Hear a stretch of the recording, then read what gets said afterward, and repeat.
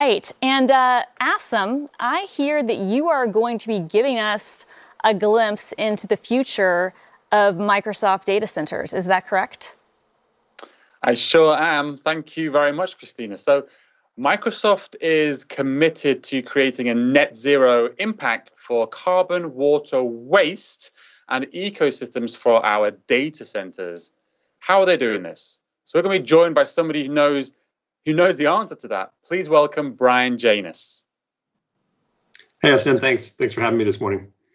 Hi, Brian. So a few times, sometimes I get asked by members of the green kind of tech community, and it's always kind of whispered to me. They kind of whisper to me, does Microsoft have a full-time person dedicated to greening their data centers? And I'm like, well, actually, yeah, we have a whole department of people. I think Brian, you are the GM for data center energy and sustainability. Why does Microsoft have a general manager for data center energy and sustainability?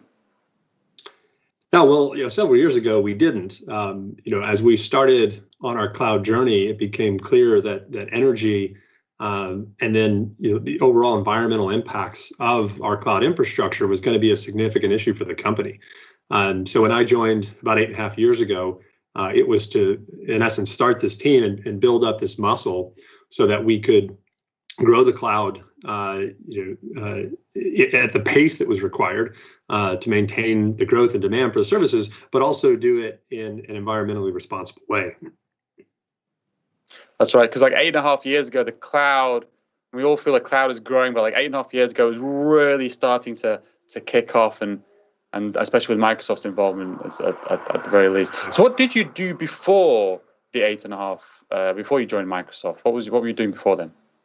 Well, I had always worked in the energy sector, and I worked for mainly large industrial consumers of electricity, things like steel mills, other manufacturing facilities. And it honestly was a bit of a surprise to me that I ended up in the tech sector, because when I was first approached by Microsoft, I was curious as to why a tech company would even need a person like me. But as I started learning more about how Microsoft was transforming its business, and how applications are moving to the cloud and what that entailed in terms of the infrastructure, the data centers that were needed to support that.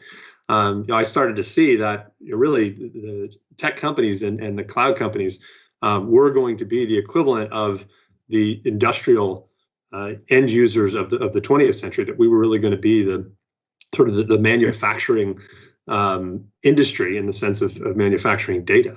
And so as I learned more about that, I realized it was actually a perfect fit for the types of things that I work on. Yeah, definitely makes sense. So, what does your department do? And what is it responsible for? So we're responsible for all of the energy and resource management for our cloud infrastructure. So that means we're procuring energy, but we're also looking at things like water, waste, ecosystem impact associated with our cloud infrastructure. As the cloud has grown, the vast majority of our energy and resource consumption comes from our data centers. We represent more than 90%. Our data centers represent more than 90% of Microsoft's total energy consumption. So it's become a pretty significant aspect of how we manage our business, to think about the resource utilization and the resource intensity. And that's right. So what are some of the core deliverables for your team? What are some things you're doing? So the most important things for us are one, ensuring that we have access to resources, access to energy and water, so that we continue to grow the cloud.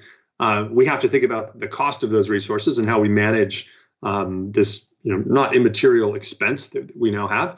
But it's also to grow in a sustainable way.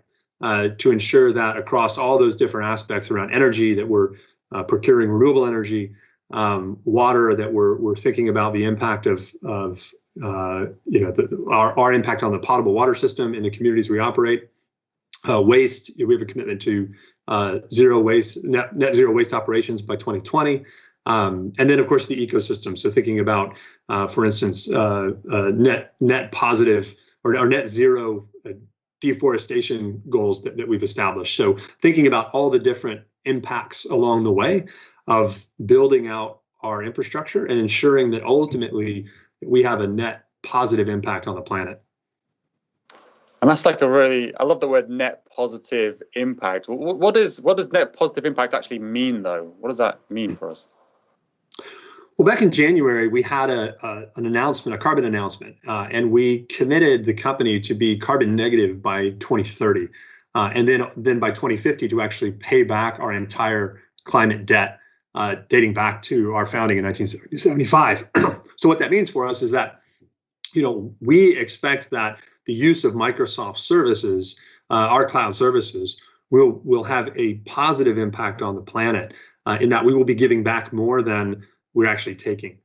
So this is things like 100% renewable, looking through our supply chain and helping to drive emissions out of say the embedded carbon in things like cement and steel that go into the building of the data centers, taking into account things like the manufacturing processes for our servers and ensuring that's being done in a sustainable way. So it's a really massive undertaking, and we've given ourselves 10 years to get there.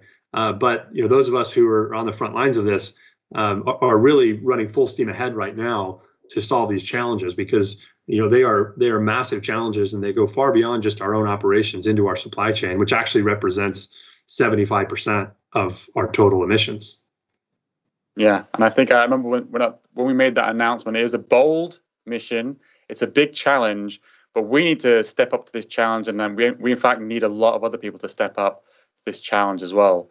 So you mentioned 100% renewables. The goal is 100% renewable power for the data centers. How do you actually achieve that? How do you get to 100% renewables? So the way we get to 100% renewables is by contracting directly with developers of renewable energy projects. And these companies will go out and build these projects on our behalf. And then we get to claim all of the energy produced for the life of that asset. And so these are long-term agreements that are ensuring that the power that's coming onto the grid is additive. In other words, we're not just buying credits from existing projects. Rather, we're ensuring that our partners are actually going out and building these projects to support the growth of our cloud. So that's right. So if, for instance, we're building a data center in a region and we need to source the energy, the renewable energy for that data center, the additive strategy of ours, it means that you will always make sure that that purchase of renewables will create a new renewable source, be it a wind farm or a solar or something like that. That's our additive policy, is it? That's right. Yeah. So last year we announced a new data center in Phoenix, for instance, and along with that, we also announced a 150 megawatt solar project with a partner of ours, First Solar. That's an Arizona-based company, and they're developing that project on our behalf. So that project's going to come online and support our growth in that Phoenix area data center. That'll just be the first phase. As the data center grows, we'll add more into that region. But that ensures that day one, we're running on 100% renewable for that cloud region. So that kind of begs the question, doesn't it? So why go through this whole complexity of trying to connect to the grid and therefore make sure the grid has 100% of our energy from renewables is pumped into the grid? Why not just connect a data center directly to, say, a hydro power dam or something like that to get your clean energy? That's a great question, and we actually get that a lot. Like, why even mess with the grid? Why don't we just generate all of our clean energy on site? The problem with that as sort of a strategy is that it pulls us out of really the most valuable asset we have, which is the grid itself. We actually want to be connected to the grid because the grid allows us to develop new solutions and leverage our own on-site assets to be interconnected and responsive. I mean, think of things like smart thermostats. right? Those are only valuable because you're connected to a grid. You can take a signal that, say, for instance, the grid is being constrained at the moment, and you can take a few degrees off of your thermostat. And so it's that network effect. It's not dissimilar to the cloud, right? I mean, you could say, well, why do you want to be connected to the cloud when you could store everything on your hard drive? Well, nobody wants to do that, because the value of the cloud is the fact that I'm part of a network and I can interconnect to data centers all over the world and leverage applications. The electric grid is the same way. And so we actually find value in being part of the broader grid. And so we want to think about how we design our systems, how we manage our own assets, our own on-site batteries, to be part of the solution, not to island and from the rest of the grid and not be part of that broader network. And I think that also mirrors itself to myself as a developer, because if I'm developing on something that's off grid, nothing I do has an impact. Nothing I do can have a positive impact. If I reduce electricity, it doesn't matter, because it doesn't affect anything. It just affects the source that I'm coming from. But if your data center is 100% powered by renewables, doesn't that then mean, let's say it's a wind farm, that if the wind doesn't blow, the data center just switches off? No. And so when we say 100% powered by renewable, really what we mean is that we're ensuring that for every megawatt hour that we're pulling off of the grid, that there is a megawatt hour somewhere going on the grid that is 100% renewable. And so what our ultimate goal is really the decarbonization of the electric grid. And so if you think about it like a swimming pool, if I have a swimming pool and it's got a bunch of dirty water in it, and on one side of the pool I pull out a cup of water, and the other side I pour in clean water. Over time, I'm going to change the makeup and the chemistry of that pool. Now the cup I'm pulling out on the one side is not the same as the cup I'm pulling in the other side, but I am changing the overall makeup. And that's really the ultimate goal, is how do we transition the grid from what it is today to what we want it to be, which is running on clean energy 100% of the time, all the time, for all customers. Can you imagine a world right now where all of our energy is provided by renewables? It's quite exciting, a quite exciting thought for me. We have a question from the audience. I thought I'd ask you. So Stephen is asking, will customers be able to see the carbon cost of their use of Microsoft services? I think we have something in the works there, don't we?